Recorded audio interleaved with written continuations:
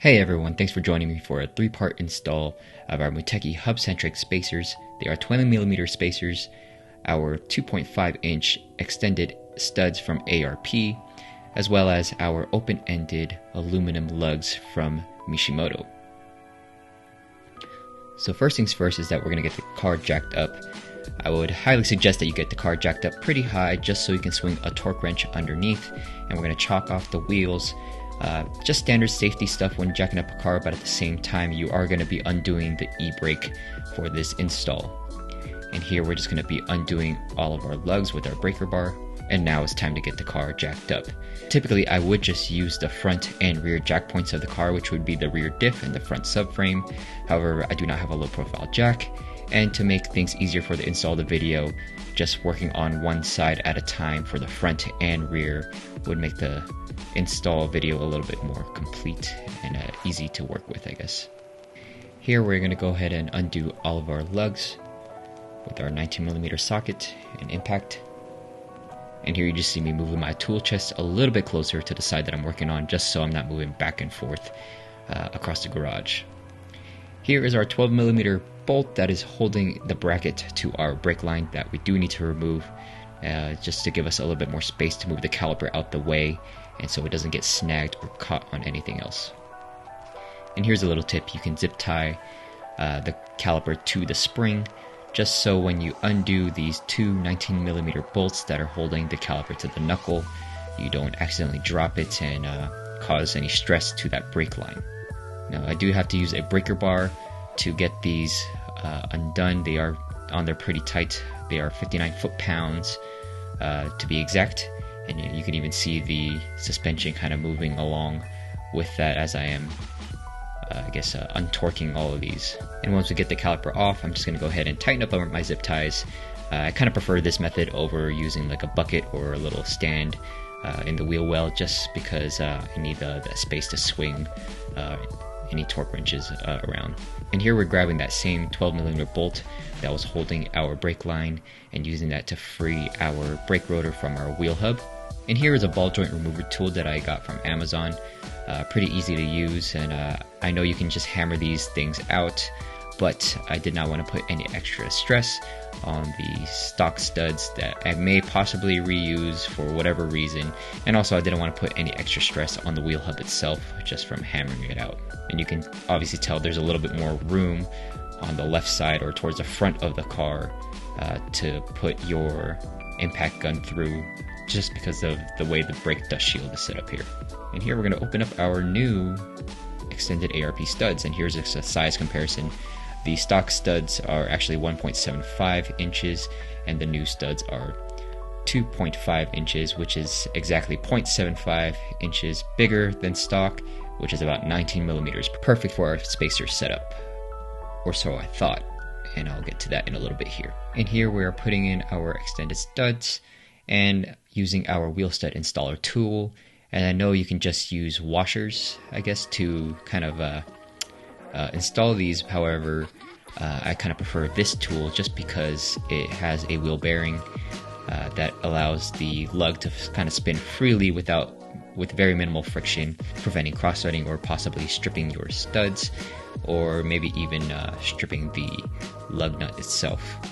Now luckily this tool does come with its own sacrificial lug nut, so you do not have to mar or destroy your new nicer lug nuts for this install. And I do suggest hand tightening that lug all the way until it's hand tight, just to prevent any extra stress on the threads as you're impacting this in. Now my impact gun does have an auto slow feature, so it is a little bit of a slower process as opposed to just driving these all the way in, but better be safe than sorry. So here we're reinstalling our brake rotor, removing that 12mm bolt to pop that out, and here we're going to put back the brake caliper back on and slip our bolts all the way through. And again, these bolts are torqued down to 59 foot-pounds. And as you can see, having that extra space on the bottom really helps with torquing down that bottom bolt. And here's kind of where I kind of saw the problem already. I probably don't have enough threads to hold a wheel safely at driving speeds here. But I kind of put the wheel back on anyways, just to kind of see maybe my eyes aren't deceiving me. So I am actually able to thread a lug on there pretty tightly, however, only about 3 to 4 turns, which would equate to about 3 or 4 threads. And unfortunately, I do not feel very safe driving with only 3 or 4 threads holding my wheel to my car. And here, just for comparison, I'm removing one of the lugs just for a measurement of depth of that stock stud without a 20mm spacer, and then as well as the extended stud depth with a 20mm spacer. So if we do a little freeze frame here, S represents the depth of the stock stud without a 20mm spacer. E would represent the extended stud with a 20mm spacer.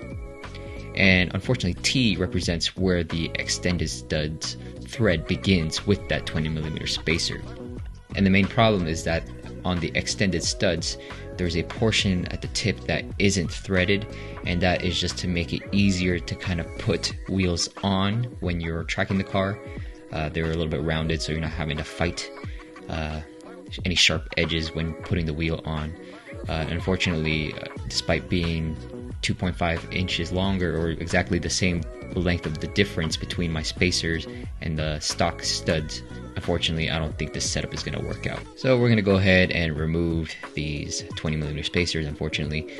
Maybe I will have to just dumb it down to a 12mm spacer, just like BTR Garage has done with his setup. So 2.5 inch studs should be enough for a 12mm spacer. However, if you're thinking about running 20mm spacers, I would probably suggest going for 3-inch spacers front and rear, which is a little bit more of a difficult install since you may have to remove your wheel hub. And I know what you're thinking, I guess I could have gone with the bolt-on spacer option, which would have pretty much eliminated the problems that I'm having now. But for me personally, I just don't want the extra weight, and also at the same time, I just kind of wanted easy access to torque down all the bolts. I just kind of wanted this to be a one and done type of thing. I did not want to have to, I guess, remove the wheel, re-torque everything down in case something got loose, and then put the wheels back on, which would require me to jack up the car and everything. Now we head over to the rear. We're just going to go ahead and remove the wheel and that's factory locking lug. And just like the front, we're going to go ahead and zip tie our caliper to our spring. And I like to do this beforehand before I start loosening up anything, just so it's ready to go. And here is our 12mm bolt that is holding our brake line to the bracket. And also we do need to remove this 10mm bolt that is holding our ABS sensor, because we will be removing sliding the wheel hub away from the e-brake assembly. And I guess people have damaged this in the past, and you will get a ABS light lighting up your dash. And here's me almost eating my caliper from breaking this bolt loose. Now these bolts holding the caliper are 17mm bolts, and just like the front, we're going to use that 12mm bolt to free up our brake rotor from our wheel hub. And as you can kind of see here, I'm kind of fighting it, kind of going back and forth between both sides of the rotor and still not having any luck. It seems like every time I loosen that bolt, the brake rotor just kind of gets sucked back in.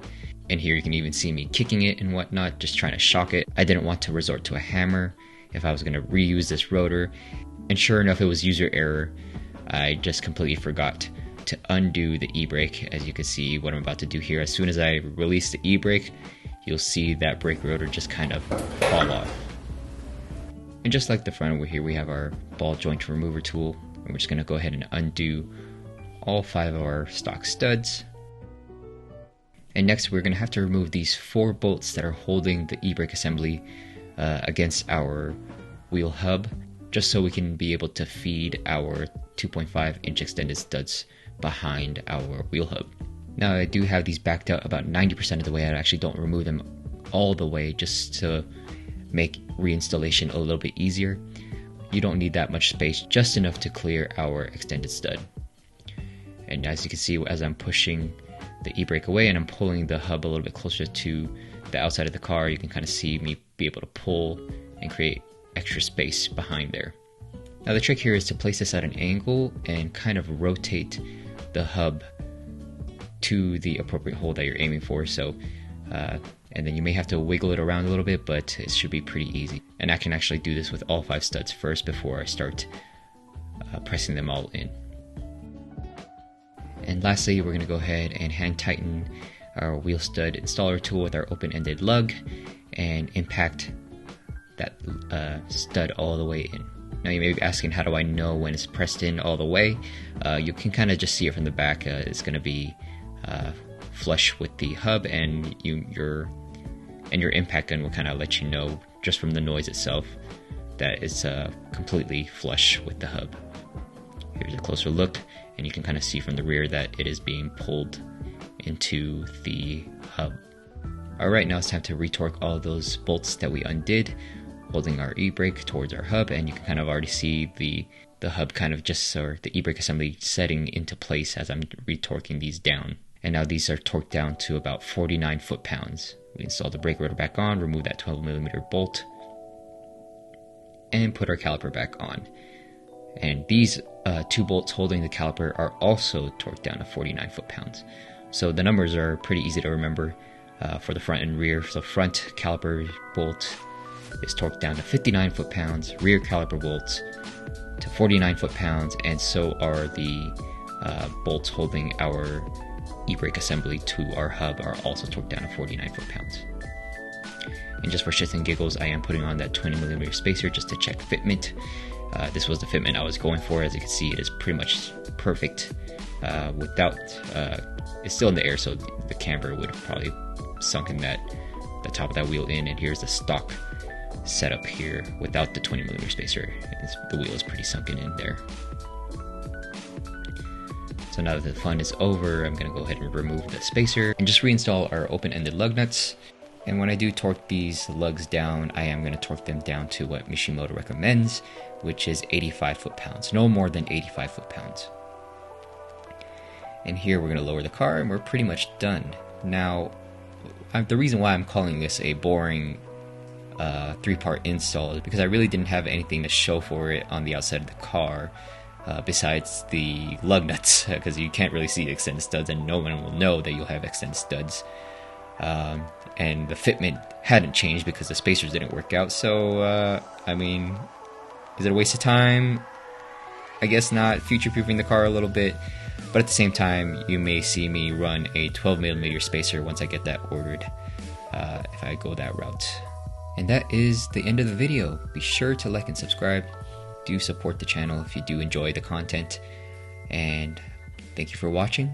Enjoy the rest of your day.